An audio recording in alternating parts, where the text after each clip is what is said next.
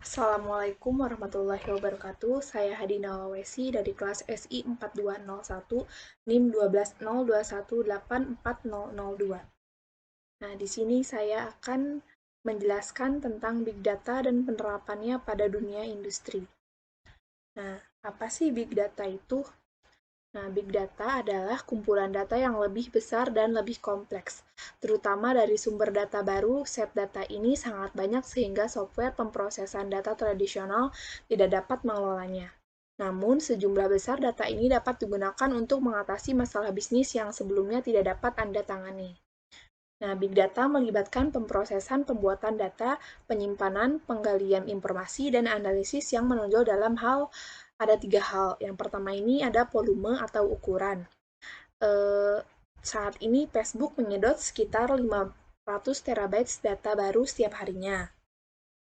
Nah, bertambahnya sensor-sensor yang disertakan pada perangkat harian akan terus mengalirkan jutaan data-data baru yang terus terupdate, yang mencakup data-data yang berhubungan dengan lingkungan, lokasi, dan sebagainya.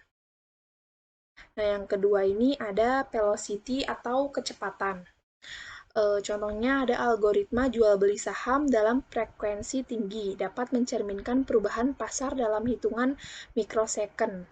Nah, peralatan sensor dan perangkat-perangkat pada infrastruktur menghasilkan log data secara real time, yang masing-masing memberikan sejumlah input per detiknya.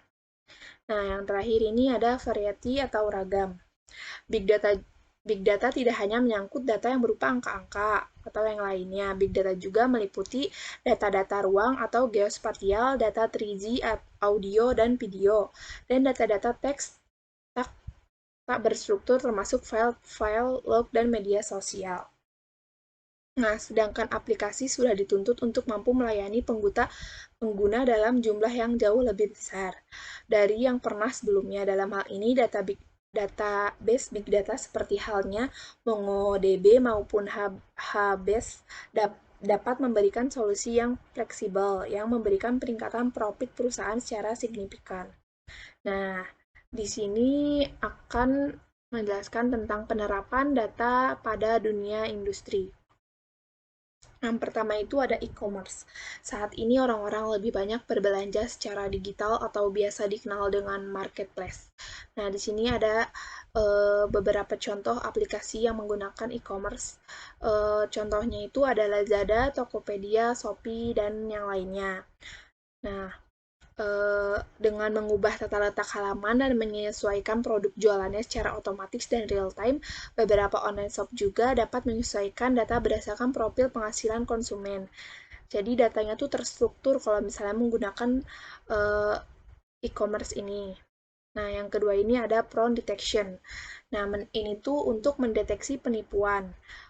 Adalah bagian terpenting dari segala industri keuangan. Data science dan AI adalah kedua ilmu yang sering digunakan di sini.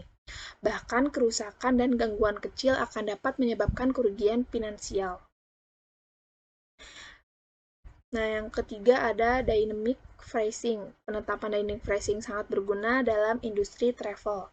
Penetapan harga dinamis ini digunakan oleh perusahaan dengan menggunakan data untuk mensegmentasikan pelanggan atau konsumen secara akurat. Nah, penawaran ini didasari pada informasi yang dihasilkan oleh data science dan berbagai faktor lainnya. Salah satu contoh perusahaan yang menerapkannya adalah Airbnb. Airbnb menggunakan ilmu data science dan algoritma dynamic pricing yang berfokus pada harga. Nah, yang terakhir ini ada implementasi big data pada Grab. Nah, jumlah data yang banyak tentu membutuhkan analisis yang mendalam. Sehingga dimulai dari tahun 2014 itu, Grab mulai membuat data warehouse dan mulai melakukan eksplorasi terhadap tools untuk melakukan analisis. Perlu diketahui bahwa perusahaan ini memanfaatkan MySQL sebagai database manajemen sistem mereka, dan jumlah database yang digunakan mencapai 20 database. Pada rancangan awal, perusahaan ini memanfaatkan layanan Azkaban yang merupakan servis open source data link untuk mengambil data dari seluruh database setiap harinya.